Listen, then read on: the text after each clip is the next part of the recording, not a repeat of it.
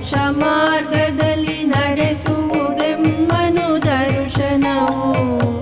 ಏಕಚಿತ್ತದಿ ಮೋಕ್ಷ ಮಾರ್ಗದಲ್ಲಿ ನಡೆಸುವುದೆಮ್ಮನು ದರ್ಶನವು.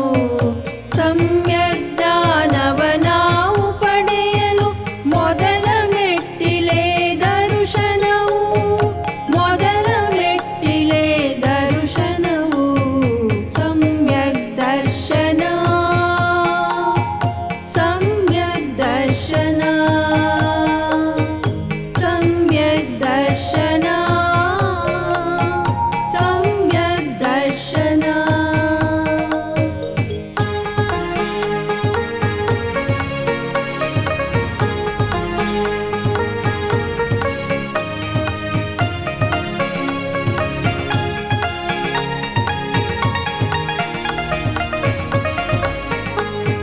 ಪಾಪಕೂಪದಿಮ್ಮೇಲೆತ್ತೆಮ್ಮನು ಹೊರಗಿಣುಕಿಸುವುದು ದರ್ಶನವು. ಪಾಪಕೂಪದಿಮ್ಮೇಲೆತ್ತೆಮ್ಮನು ಹೊರಗಿಣುಕಿಸುವುದು ದರ್ಶನವು. ಇಂದ್ರಿಯ ಸುಖದಿಂದ ತೀಂದ್ರಿಯದೆಡೆ ಒಯ್ಯುವುದೆಮ್ಮನು ದರ್ಶನವು. ಒಯ್ಯುವುದೆಮ್ಮನು ದರ್ಶನವು. ಸಮ್ಯಕ್ ದರ್ಶನ, ಸಮ್ಯಕ್ ದರ್ಶನ,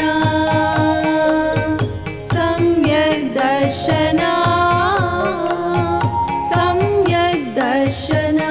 ಪ್ರಿಯ ವೀಕ್ಷಕರೇ, ಪ್ರತಿ ಭಾನುವಾರ ಬೆಳಿಗ್ಗೆ ಚಂದನ ವಾಹಿನಿಯಲ್ಲಿ ಪ್ರಸಾರವಾಗುತ್ತಿರುವ ರತ್ನತ್ರಯ ಕಾರ್ಯಕ್ರಮವನ್ನು ವೀಕ್ಷಿಸುತ್ತಿರುವ ತಮ್ಮೆಲ್ಲರಿಗೂ ಹೃತ್ಪೂರ್ವಕವಾದ ಸುಸ್ವಾಗತ.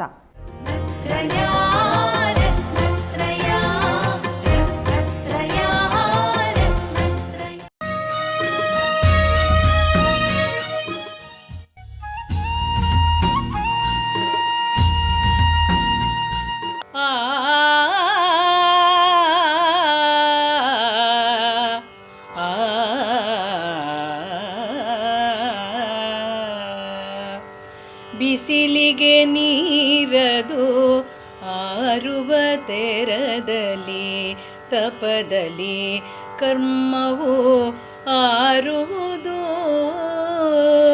ಬಿಸಿಲಿಗೆ ನೀರದು ಆರುವ ತೆರದಲ್ಲಿ, ತಪದಲ್ಲಿ ಕರ್ಮವು ಆರುವುದು. ಬಸವಳಿದೆಲ್ಲವೋ ಕ್ಷಣ ಕ್ಷಮದಿಮ್ಮಾತ್ಮ ಪ್ರದೇಶದ್ಯೋ ಜಾರುವುದು. ಮುಂದಿನ ಕರ್ಮವ ತಡೆಯಲು ಕ್ರಮದಿಂ ಮೆಲ್ಲನೆ ತಾ ಬರಿದಾಗುವುದು. ಚಂದ ಚಿಂತಿಪ ನಿರ್ಜರ ಭಾವನೆ ಮುಕ್ತಿಯು ಬೇಗನೆ ತೋರುವುದು. ಮುಂದಿನ ಕರ್ಮವ ತಡೆಯಲು ಕ್ರಮದಿಂ ಮೆಲ್ಲನೆ ತಾಬರಿದಾಗುವುದು.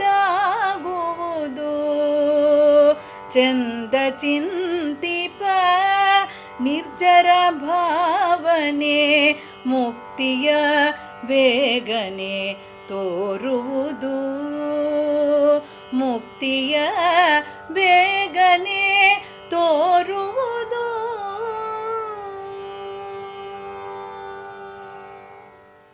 ಎಲ್ಲರಿಗೂ ಜೈ ಜಿನೇಂದ್ರ. ಇವತ್ತು ನಿರ್ಜರ ಅನುಪ್ರೇಕ್ಷೆಯ ಬಗ್ಗೆ ಒಂದು ಚಿಂತನೆ ಇದೆ.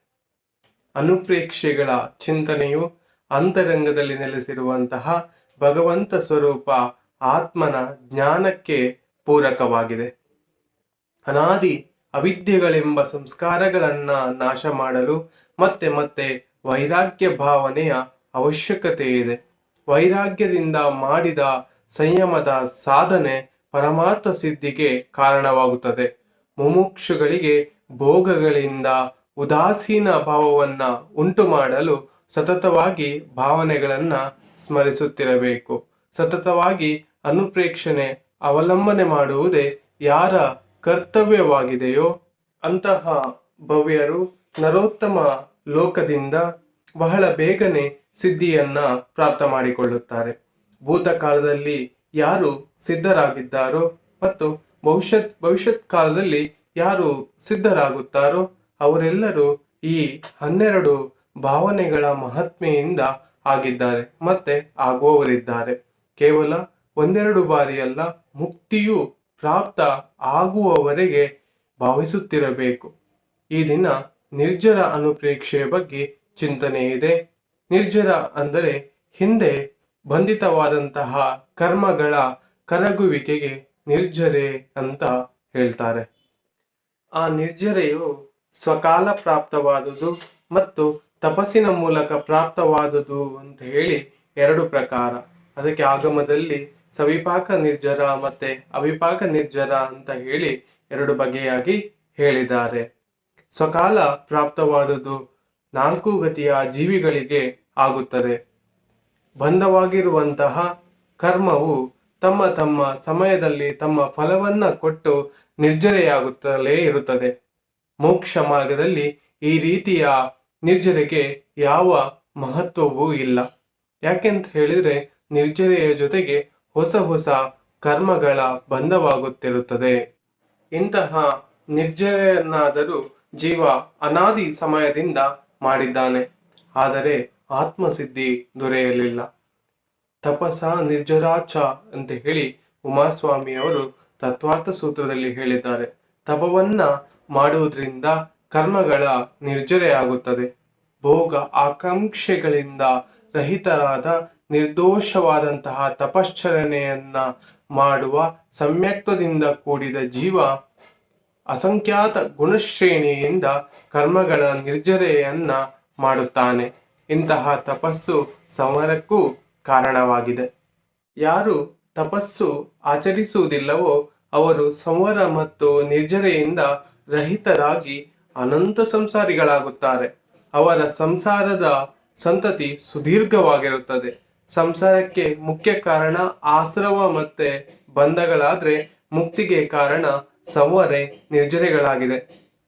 ಜೀವ ಪ್ರದೇಶದಲ್ಲಿ ಹಾಲು ನೀರಿನಂತೆ ಬಂದು ಸೇರಿಕೊಂಡಿರುವ ಕರ್ಮ ಕಲಂಕಗಳನ್ನ ವ್ರತ ಗುಣ ಚಾರಿತ್ರಗಳಿಂದ ಕೂಡಿದ ಭೇದ ಜ್ಞಾನವೆಂಬ ಜಲದಿಂದ ತೊಳೆಯಬೇಕೆಂದು ಸತತವಾಗಿ ಚಿಂತಿಸುವುದು ನಿರ್ಜರೆ ಅನುಪ್ರೇಕ್ಷೆಯಾಗಿದೆ. ರತ್ನತ್ರಯದ ವೀಕ್ಷಕರಿಗೆಲ್ಲ ವಂದನೆಗಳು.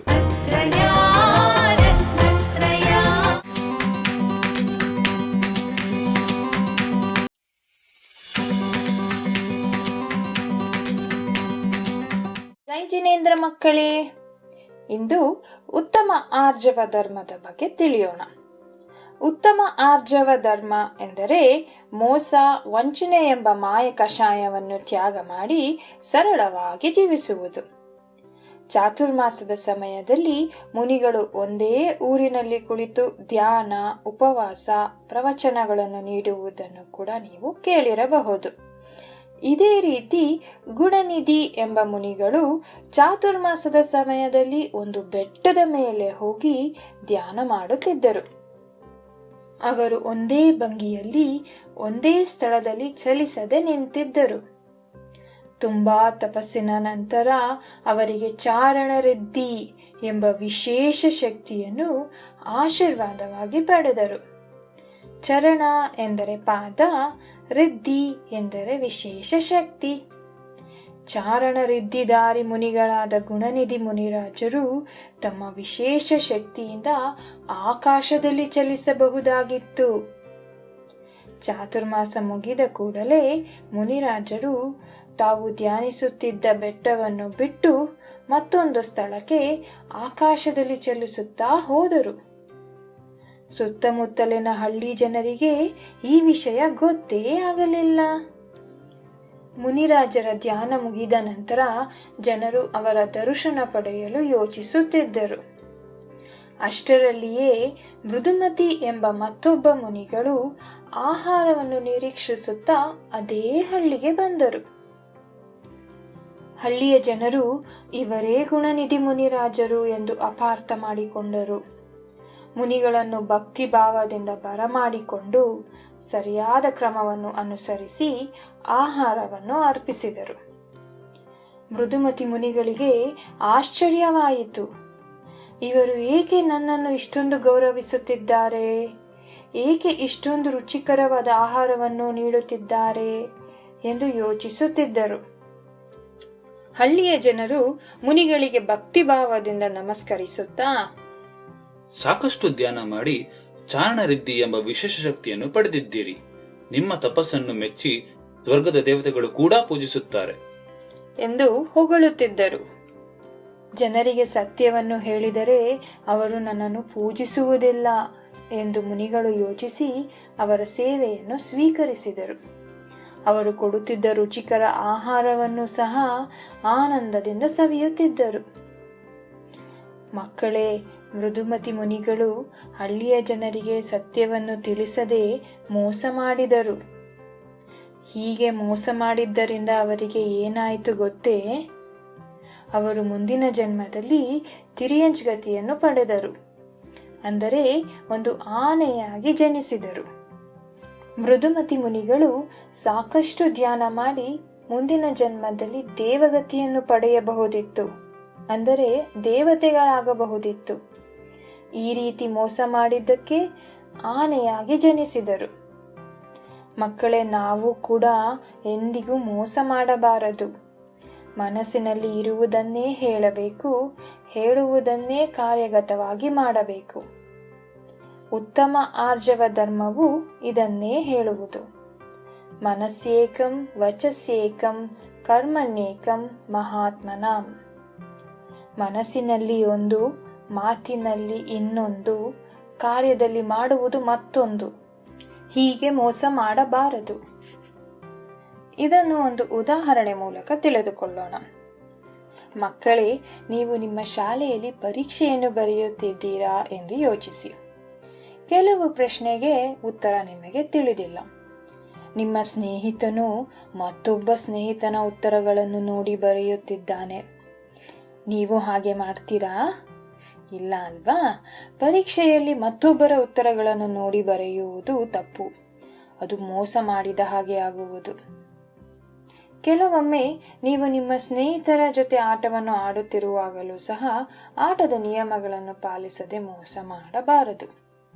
ಮೋಸ ಮಾಡುವುದರಿಂದ ಮುಂದಿನ ಜನ್ಮ ತಿರಿಯಂಚಿಗತಿಯಲ್ಲಿ ಹುಟ್ಟುತ್ತೇವೆ. ಹಾಗಾಗಿ ಉತ್ತಮ ಆರ್ಜವ ಧರ್ಮವನ್ನು ಪಾಲಿಸುತ್ತಾ ಸರಳವಾಗಿ ಜೀವಿಸೋಣ. ಉತ್ತಮ ಸತ್ಯ ಧರ್ಮದ ಬಗ್ಗೆ ತಿಳಿಯೋಣ. ಅಸತ್ಯವನ್ನು ನುಡಿಯದೆ ಪ್ರಾಮಾಣಿಕವಾಗಿ ಜೀವಿಸುವುದು ಉತ್ತಮ ಸತ್ಯ ಧರ್ಮ. ಅಹಿಂಸಾ ಧರ್ಮಕ್ಕೆ ಘೋಷಕವಾಗಿರುವುದು ಸತ್ಯ. ಸತ್ಯವಾದ ಧರ್ಮ, ದೇವ, ಗುರು, ಶಾಸ್ತ್ರಗಳನ್ನು ನಂಬಿ ತಿಳಿದು ಪಾಲಿಸುವುದೇ ಉತ್ತಮ ಸತ್ಯ ಧರ್ಮವಾಗಿದೆ. ಇದನ್ನು ಅರಿಯಲು ಒಂದು ಕಥೆಯನ್ನು ಕೇಳೋಣ ಬನ್ನಿ. ಮಕ್ಕಳೇ, ಒಂದು ಊರಿನಲ್ಲಿ ಒಬ್ಬ ಬಡ ಬ್ರಾಹ್ಮಣನು ಇದ್ದನು. ಹೀಗೆ ದಾರಿಯಲ್ಲಿ ನಡೆದು ಹೋಗುವಾಗ ಒಂದು ಬೆಲೆ ಬಾಳುವಂತಹ ಚಿನ್ನದ ನಾಣ್ಯವನ್ನು ಕಂಡನು. ಅವನು ಅದನ್ನು ತೆಗೆದುಕೊಂಡು ಅದೇ ದಾರಿಯಲ್ಲಿ ನಡೆಯುತ್ತಿದ್ದನು. ಒಬ್ಬ ಆಭರಣ ವ್ಯಾಪಾರಿಯು ಎದುರಿಗೆ ನಡೆದು ಬರುತ್ತಿದ್ದನು. ಅವನು ಗೊಂದಲ ಮತ್ತು ಆತಂಕದಿಂದ ದಾರಿಯಲ್ಲಿ ಏನೋ ಹುಡುಕುವ ಹಾಗೆ ಕಾಣುತ್ತಿತ್ತು. ಸಹೋದರ, ಏಕೆ ಇಷ್ಟು ಆತಂಕದಿಂದ ಇದ್ದೀರಾ? ಏನಾಯ್ತು? ಏನಾದರೂ ಕಳೆದುಕೊಂಡಿದ್ದೀರಾ? ಹೌದು, ನಾನು ಇಲ್ಲೇ ಎಲ್ಲೋ ಕಳೆದುಕೊಂಡ ನನ್ನ ಚಿನ್ನದ ನಾಣ್ಯವನ್ನು ಹುಡುಕುತ್ತಿದ್ದೇನೆ. ನನಗೆ ದಾರಿಯಲ್ಲಿ ಒಂದು ಚಿನ್ನದ ನಾಣ್ಯ ಸಿಕ್ಕಿದೆ. ನೀವದಾದರೆ ತೆಗೆದುಕೊಳ್ಳಿ. ನಾನು 2 ಚಿನ್ನದ ನಾಣ್ಯಗಳನ್ನು ಕಳೆದುಕೊಂಡಿದ್ದೆ. ನೀನು ನನಗೆ ಒಂದನ್ನು ಮಾತ್ರ ಕೊಟ್ಟಿದ್ದೀಯ. 2ನೇದನ್ನು ಸಹ ನನಗೆ ಹಿಂತಿರುಗಿಸು. ಆಗ ಮಾತ್ರ ನಿನ್ನನ್ನು ನಾನು ಹೋಗಲು ಬಿಡುತ್ತೇನೆ. ಹೀಗೆ ವ್ಯಾಪಾರಿಯು ದುರಾಸೆಯಿಂದ ಪಂಚಾಯಿತಿಯವರಿಗೆ ದೂರು ಸಲ್ಲಿಸಿದನು. ಬಡ ಬ್ರಾಹ್ಮಣನು ನಡೆದ ವಿಷಯವನ್ನು ಪಂಚಾಯಿತಿಯವರಿಗೆ ತಿಳಿಸಿದನು. ಪಂಚಾಯಿತಿಯವರು ಆಭರಣ ವ್ಯಾಪಾರಿಯನ್ನು ವಿಚಾರಿಸಿದಾಗ, ಹೌದು ಸ್ವಾಮಿ, ನಾನು 2 ಚಿನ್ನದ ನಾಣ್ಯಗಳನ್ನು ಅಲ್ಲೇ ಎಲ್ಲೋ ರಸ್ತೆಯಲ್ಲಿ ಕಳೆದುಕೊಂಡಿದ್ದೆ. ಆದರೆ ಈ ಬ್ರಾಹ್ಮಣನು ನನಗೆ 1 ನಾಣ್ಯವನ್ನು ಮಾತ್ರ ಹಿಂತಿರುಗಿಸಿದ್ದಾನೆ. ಮತ್ತೊಂದು ನಾಣ್ಯವನ್ನು ಕೊಡಲು ನಿರಾಕರಿಸುತ್ತಿದ್ದಾನೆ. ಬ್ರಾಹ್ಮಣನು ಬಡವನಾದ್ದರಿಂದ ಅವನಿಗೆ ಸಿಕ್ಕಿದ ನಾಣ್ಯವನ್ನು ತಾನೇ ಉಪಯೋಗಿಸಬಹುದಾಗಿತ್ತು. ಆದರೆ ಅವನು ಪ್ರಾಮಾಣಿಕವಾಗಿ ವ್ಯಾಪಾರಿಗೆ ಹಿಂತಿರುಗಿಸಿದನು. ಹಾಗಾಗಿ ಅವನು ಸತ್ಯವಂತನಿರಬಹುದು ಎಂದು ಯೋಚಿಸಿದರು. ಆಳವಾದ ಆಲೋಚನೆಯ ನಂತರ ತೀರ್ಪನ್ನು ಘೋಷಿಸಿದರು. ಬ್ರಾಹ್ಮಣನಿಗೆ ಸಿಕ್ಕಿದ್ದು ಒಂದೇ ಚಿನ್ನದ ನಾಣ್ಯವಾದ್ದರಿಂದ ಆ ಆಭರಣ ವ್ಯಾಪಾರಿಗೆ ಸೇರಿಲ್ಲ. ಅವನು 2 ಚಿನ್ನದ ನಾಣ್ಯವನ್ನು ಒಂದೇ ಸಮಯದಲ್ಲಿ ಒಟ್ಟಿಗೆ ಕಳೆದುಕೊಂಡಿದ್ದರಿಂದ ಅವನು ಅವುಗಳನ್ನು ಬೇರೆಲ್ಲೋ ಕಳೆದುಕೊಂಡಿರಬಹುದು. ಹಾಗಾಗಿ ಈ ಚಿನ್ನದ ನಾಣ್ಯವನ್ನು ಬಡ ಬ್ರಾಹ್ಮಣನಿಗೆ ನೀಡಬೇಕು. ಇಲ್ಲ ಸ್ವಾಮಿ, ನಾನು ಒಂದೇ ಚಿನ್ನದ ನಾಣ್ಯವನ್ನು ಕಳೆದುಕೊಂಡಿದ್ದೆ. ದುರಾಸೆಯಿಂದ 2 ಚಿನ್ನದ ನಾಣ್ಯವೆಂದು ಸುಳ್ಳು ಹೇಳಿದ್ದೆ. ದಯಮಾಡಿ ನನ್ನನ್ನು ಕ್ಷಮಿಸಿ.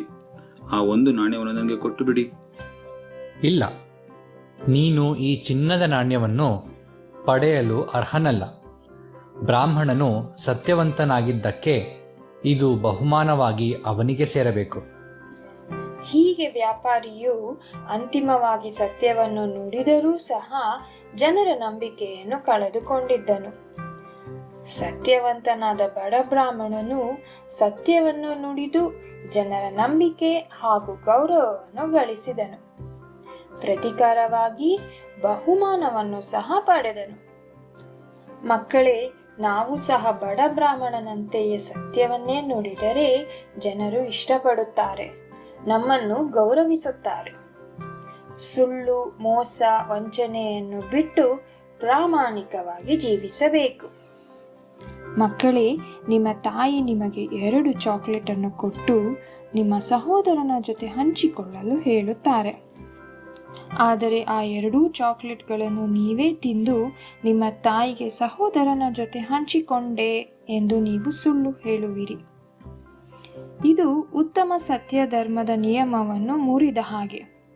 ಹೀಗೆ ಮಾಡಬಾರದು. ಯಾವಾಗಲೂ ಪ್ರಾಮಾಣಿಕನಾಗಿ ಸತ್ಯವನ್ನೇ ನುಡಿಯಬೇಕು. ಇದನ್ನೇ ಉತ್ತಮ ಸತ್ಯ ಧರ್ಮ ಹೇಳುವುದು.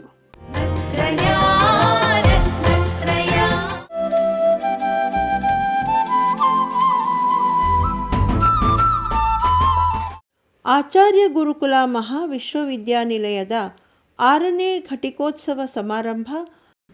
ಇದೇ ಸಂದರ್ಭದಲ್ಲಿ ವಿವಿಧ ಕ್ಷೇತ್ರಗಳಲ್ಲಿ ಸಾಧನೆಗೈದ ಸಾಧಕರಿಗೆ ಉಪಾಧಿ ಪ್ರಶಸ್ತಿ ಪ್ರದಾನ ಸಮಾರಂಭವು ಶ್ರೀ ಕ್ಷೇತ್ರ ಕಂಬದಹಳ್ಳಿಯ ಪೂಜ್ಯ ಸ್ವಸ್ತಿ ಶ್ರೀ ಭಾನುಕೀರ್ತಿ ಭಟ್ಟಾರಗ ಸ್ವಾಮೀಜಿಯವರ ಪಾವನ ಸಾನ್ನಿಧ್ಯದಲ್ಲಿ ಜರುಗಿತು. ಜೈನಾಗಮ ಪ್ರವೀಣ doctor H P Mohan Kumar Shastri ಮತ್ತು ಡಾಕ್ಟರ್ PY ನಾಗೇಂದ್ರ ಕುಮಾರ್ ಅವರು ಪ್ರಶಸ್ತಿ ಪ್ರದಾನ ಮಾಡಿದರು. 16ನೇ ಶತಮಾನದ ಶೇಕ್ಸ್ಪಿಯರ್ ಮತ್ತು ಮಹಾಕವಿ ರತ್ನಾಕರ ಸಮಕಾಲೀನರು. ಕಲ್ಪನೆ ಪ್ರತಿಕಲ್ಪನೆಗಳಿಂದ ಮನಸೋರೆಗೊಂಡ ಘನ ವಿದ್ವಾಂಸರೆಂದು ತಿಳಿದು ಬರುತ್ತದೆ. ನಮ್ಮ ಕನ್ನಡದ ಕವಿಪುಂಗವ ಅಂತಾರಾಷ್ಟ್ರೀಯ ಮಟ್ಟದ ಶೇಕ್ಸ್ಪಿಯರ್ ಜೊತೆ ಹೋಲಿಸಿರುವುದು ನಮ್ಮ ಹೆಗ್ಗಳಿಕೆಯೇ ಸರಿ. ಸಾಹಿತಿಗಳಲ್ಲಿದ್ದ ಪ್ರಾಪಂಚಿಕ ಜ್ಞಾನ, ಆಧ್ಯಾತ್ಮಿಕ ಜ್ಞಾನ ಮೇಳೈಸಿದ ಈ ಕೃತಿ, ಈ ಭರತೇಶ ವೈಭವ ಕೃತಿ ಸಂಸಾರ ಒಂದು ಪ್ರವಾಸವೇ ಹೊರತು ನಿವಾಸವಲ್ಲ ಎಂದು ಎಚ್ಚರಿಸುತ್ತದೆ. ಸಾಹಿತ್ಯದ ಸಂಧಿಕಾಲದಲ್ಲಿ ಮೆರೆದ ರತ್ನಾಕರ ವರ್ಣಿ ಜೈನ ಸಾಂಗತ್ಯ ಸೃಷ್ಟಿಗೆ ಶ್ರೀಕಾರ ಹಾಕಿದವ ಎನ್ನಬಹುದು. ಯೋಗಾಭ್ಯಾಸ ಧ್ಯಾನವನ್ನು ಅರಿತು ಆಚರಿಸಿದರೆ ನಮ್ಮ ಕಾಂತಿ ಕುಂದದು, ಮೈ ಜಗ್ಗದು, ರೋಗ ಪೀಡಿತರಾಗದೆ ಬದುಕಿರುವವರೆಗೂ ಚೇತೋಹಾರಿಗಳಾಗಿರುತ್ತೇವೆ ಎನ್ನುವ ಅನುಭವ ಬಾಣಿ ಈ ಭರತೇಶ ವೈಭವದಲ್ಲಿ ವೇದ್ಯವಾಗಿದೆ. ಆರ್ತ್ರ ರೌದ್ರವೆಂಬ ಅಶುಭ ಧ್ಯಾನಗಳಿಂದ ದೂರವಾಗಿ ಧರ್ಮಧ್ಯಾನವೆಂಬ ಶುಭ ಧ್ಯಾನದತ್ತ ಸಾಗಿದರೆ ಇಹಪರಗಳಿಗೆ ಶ್ರೇಯಸ್ಸೆಂದು ತಿಳಿದು ಬರುತ್ತೆ. ಧ್ಯಾನದಿಂದ ಕರ್ಮದ ಬೇರುಗಳನ್ನು ಕಿತ್ತು ಹಾಕಿದ ಭರತೇಶ ತಪಸ್ಸಿನ ಇನ್ನೊಂದು ಮುಖವೇ ಧ್ಯಾನ ಎಂದು ತಿಳಿಸಿದ್ದಾನೆ. ರತ್ನಾಕರ ಕವಿಯ ಕವಿತ್ವ ಭರತೇಶನಲ್ಲಿದ್ದ ಭೇದ ವಿಜ್ಞಾನ, ಭರತೇಶ ವೈಭವ ಗ್ರಂಥದಲ್ಲಿನ ಸಮಗ್ರ ತಾತ್ಪರ್ಯ ಒಂದಕ್ಕಿಂತ ಒಂದು ಮಿಗಿಲೆನಿಸುತ್ತೆ. ಯಾವುದೇ ಒಂದು ಕಾರ್ಯಕ್ರಮ ಆಯೋಜಿಸೋದು ಬಹಳ ಕಷ್ಟ ಇದೆ, ಸುಲಭ ಇಲ್ಲ. ಅಂಥದ್ರಲ್ಲಿ ಶ್ರೀ ಮೋಹನ್ ಕುಮಾರ್ ಶಾಸ್ತ್ರಿಯವರು ಇಷ್ಟು ದಿನಗಳವರೆಗೆ 1280 ದಿನ ಅಂತಂದರೆ 5 ವರ್ಷ ಹೆಚ್ಚು ಕಮ್ಮಿ. ಹಾಗೆಯೇ ಇನ್ನೂ ಭರತೇಶ ವೈಭವದ ಇನ್ನೂ 10,000 ಪದ್ಯಗಳಿವೆ. ಅದಾಗೋದಕ್ಕೂ ಸುಮಾರು ವರ್ಷಗಳು ನಡೆಯುತ್ತೆ. ಮಹಾಕವಿ ರತ್ನಾಕರ ಭಗವಾನ್ ಕುಂದಕುಂದರು ಜಿನಸೇನಾಚಾರ್ಯರ ಕೃತಿಗಳನ್ನು ರಕ್ತಗತ ಮಾಡಿಕೊಂಡು ತನ್ನ ಶತಕಗಳಲ್ಲಿ ಆ ಜ್ಞಾನವನ್ನು ಕಾವ್ಯಮಯವಾದ ಭಾಷೆಯಲ್ಲಿ ಸರಳವಾಗಿ ವಿವರಿಸಿದ್ದಾನೆ. ಜನಸಾಮಾನ್ಯರಿಗೂ ಅಂದರೆ ಪಂಡಿತರಿಗೂ ಪಾಮರರಿಗೂ ಸುಲಭವಾಗಿ ಅರ್ಥವಾಗುವಂತಹ ಸರಳ ಸುಂದರ ಸುಭಗ ಭಾಷೆಯಲ್ಲಿ ತಿಳಿಸಿದ್ದಾನೆ. ಸಮಯ ಸಾರವನ್ನು ಓದಿ ಆತ್ಮನ ಸಕಲ ಲಕ್ಷಣ, ಆತ್ಮಕರ್ಮಗಳ ಸಂಬಂಧ ಮತ್ತು ಸಕಲ ಕರ್ಮ ನಿರ್ಜರೆ ಮಾಡಿಕೊಂಡು ಮೋಕ್ಷ ಸಂಪಾದಿಸುವ ವಿಧಿವಿಧಾನವನ್ನು ಅತ್ಯಂತ ಸರಳವಾಗಿ ಮಹಾಕವಿ ರತ್ನಾಕರ ತನ್ನ ಶತಕಗಳಲ್ಲಿ ವಿವರಿಸಿದ್ದಾನೆ. ಇದರಲ್ಲಿ ರತ್ನಾಕರ ಶತಕ ವ್ಯವಹಾರ ಧರ್ಮ ದೃಷ್ಟಿಯನ್ನು ನಿರೂಪಿಸಿದರೆ, ಅಪರಾಜಿತೇಶ್ವರ ಶತಕ ನಿಶ್ಚಯ ಧರ್ಮ ದೃಷ್ಟಿಯನ್ನು ಪ್ರತಿಪಾದಿಸುತ್ತದೆ. ವೈರಾಗ್ಯದ ಮೆಟ್ಟಿಲುಗಳನ್ನೇರಲು ಅಪರಾಜಿತೇಶ್ವರ ಶತಕ ಒಂದು ಊರುಗೋಲು. ಓದಿದ ತತ್ವಮಿಲ್ಲ, ಪರಿದಿಟ್ಟ ಪರಿಗ್ರಹಮಿಲ್ಲ, ತಗ್ಗಿ ತಂಪಾದ ಕಷಾಯಮಿಲ್ಲ, ನೆರೆಗಿಲ್ದ ಪರೀಶಹಮಿಲ್ಲ, ಸದ್ಗುಣ ಮೋದತೆ ಇಲ್ಲ, ಮಾಡಿದರೂ ಧರ್ಮ ವಿಕಾಸತೆ ಇಲ್ಲ, ಸದ್ಗುಣ ಮೋದತೆ ಇಲ್ಲ, ಮಾಡಿದರೂ ಧರ್ಮ ವಿಕಾಸತೆ ಇಲ್ಲ, ನಿಮ್ಮೊಳತ್ಯಾದರ ಭಕ್ತಿ ಇಲ್ಲ, ಸುಖಿಯಾಗುವೆನೆಂತ ಪರಾಜಿತೇಶ್ವರ. ರತ್ನಾಕರ ಮಹಾಕವಿ ಹೇಳ್ತಾನೆ, ಪೊರೆಗೆ ತಪಂಗಳಾರರ ಸಹಾಯತೆ ಬೇಕು, ಶರೀರ ಮೋಹವಂ ತೊರೆಯಲೇಬೇಕು, ಭಾವನೆಯ ಶಾಸ್ತ್ರವಿಲೋಕಿತೆ ಬೇಕು, ನಿಚ್ಚಲುಂ ನೆರೆವ ವಿರಕ್ತಿ ಬೇಕು, ರಿಪು ಬಂಧುಗಳೊಳ್ ಸರಿಗಾಣಬೇಕು, ಕಣ್ಣರೆದು ನಿಜಾತ್ಮನಂ ಚಲಿಸ ದೀಕ್ಷಿಸುವಂಗ ಅಪರಾಜಿತೇಶ್ವರ ಅಂತ ಹೇಳಿ. ಹೇಗಿರಬೇಕು ನಾವು ಅಂದರೆ, ಪೊರಗೆ 6 ತಪಗಳ ಬಾಹ್ಯ ತಪಗಳ ಬಗ್ಗೆ ಹೇಳ್ತಾ ಇದ್ದಾನೆ. ಅನಶನ, ಅವಮೋದರ್ಯ, ವೃತ್ತಿ ಪರಿಸಂಖ್ಯಾನ, ರಸಪರಿತ್ಯಾಗ, ವಿವಿಕ್ತ ಶಯ್ಯಾಸನ ಮತ್ತು ಕಾಯಕ್ಲೇಶ. ನಮ್ಮ ಉದ್ದೇಶ ಏನು ಅಂತಂದರೆ ಪರಮ ವೀತರಾಗತ್ವ. ಮೋಹನೂ ಇಲ್ಲ, ದ್ವೇಷನೂ ಇಲ್ಲ, ರಾಗನೂ ಇಲ್ಲ, ದ್ವೇಷನೂ ಇಲ್ಲ. ಆದ್ದರಿಂದ ಈ ನಿಟ್ಟಿನಲ್ಲಿ ನಾವು ಸಾಗಬೇಕು, ನಮ್ಮ ಆತ್ಮನನ್ನು ಅರಿಯಬೇಕಾದ್ರೆ ಅಂತ ಮಹಾಕವಿ ರತ್ನಾಕರ ಹೇಳ್ತಾನೆ. ಹಾಗೆಯೇ ಶ್ರಾವಕರ ಕರ್ತವ್ಯಗಳಲ್ಲಿ ಮೊಟ್ಟ ಮೊದಲನೇದಾಗಿ ದಾನ ಮತ್ತು ಪೂಜೆಯನ್ನು ಶ್ರಾವಕರಿಗೆ ಹೇಳ್ತಾನೆ. ಮತ್ತು ಯಾರು ದಾನ ಮಾಡೋದಿಲ್ವೋ ಅವರಿಗೆ ರತ್ನಾಕರ ಮಹಾಕವಿ ಏನು ಹೇಳ್ತಾನೆ ಅಂತಂದರೆ, ಇತ್ತೊಡೆ ಬರ್ಪುದೆ ಬಡತನಂ, ಕುಡದಿರ್ದೊಡೆ ಲಕ್ಷ್ಮಿ ನಿಲ್ವುದೇ, ಸತ್ತರಂತೆ ಲಯವಾದನೆ, ಜೀವಿಸುತ್ತಿರ್ದೊಡಿದ್ದನೆ, ಎತ್ತಣ ಮಾತಿವೆಲ್ಲ ಬರುತಂ ಬಯಲಾಗುತಂ ಮಿರ್ಪು ವಯಸ್ಸೆ, ನಿಮ್ಮತ್ತಣ ಭಕ್ತಿಯೊಂದೇ ನಿಜ ಸಿದ್ಧಿಯಲ್ಲ ಅಪರಾಜಿತೇಶ್ವರ ಅಂತ ಹೇಳ್ತಾನೆ. ನೀವು ಯಾರಿಗಾದರೂ ಏನಾದರೂ ದಾನ ಕೊಟ್ಟರೆ ನಿಮಗೇನು ಬಡತನ ಬರುತ್ತಾ? ಅಥವಾ ಯಾರಿಗೂ ಏನು ಕೊಡದೇ ಇದ್ದರೆ ಲಕ್ಷ್ಮಿ ಏನು ಶಾಶ್ವತವಾಗಿ ನಿಮ್ಮಲ್ಲಿಯೇ ಇರ್ತಾಳ? ಯಾವ ವ್ಯಕ್ತಿ ದಾನವನ್ನು ಕೊಡೋದಿಲ್ಲ ಅವನು ಜೀವಿಸಿದ್ದರೂ ವ್ಯರ್ಥ.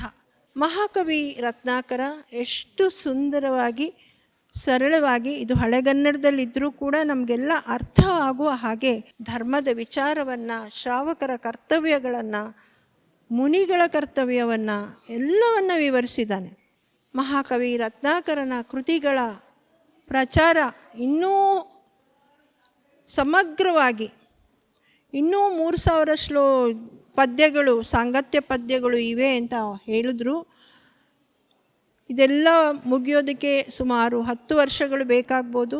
ಹೀಗೆ ನಿರಂತರವಾಗಿ ಅವರು ಜ್ಞಾನ ಪ್ರಸಾರವನ್ನು ಮಾಡ್ತಾ ಮಹಾಕವಿ ರತ್ನಾಕರನ ಮೂಲಕ ರಚಿತವಾದ ಈ ಕೃತಿಗಳಿಂದ ಜೈನ ಧರ್ಮದ ಜಿನಾಗಮದ ಪ್ರಚಾರ ಪ್ರಸಾರವನ್ನು ಮಾಡಲಿ.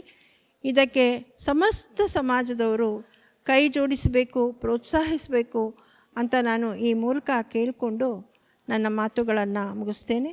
ವಿವಿಧ ಕ್ಷೇತ್ರಗಳಲ್ಲಿ ಸಾಧನೆಗೈದ ಸಾಧಕರಿಗೆ ಉಪಾಧಿ ಪ್ರಶಸ್ತಿ ಪ್ರದಾನ ಸಮಾರಂಭವು ಜರುಗಿತು. ಪರಬ್ರಹ್ಮ ತ್ರಿಭುವನ ಸಾರ ಚಿದಂಬರ ಪುರುಷ ನಿರಂಜನ ಸಿದ್ಧ ದುರಿತನ್ ಹಂಸನಾಥ ನಮೋ ನಮೋ ಗುರುವೆ ಪ್ರತ್ಯಕ್ಷವಾಗೆನಗೆ. ದುರಿತಂಜಯ ಹಂಸನಾಥ ನಮೋ ನಮೋ ಗುರುವೆ ಪ್ರತ್ಯಕ್ಷವಾಗೆನಗೆ.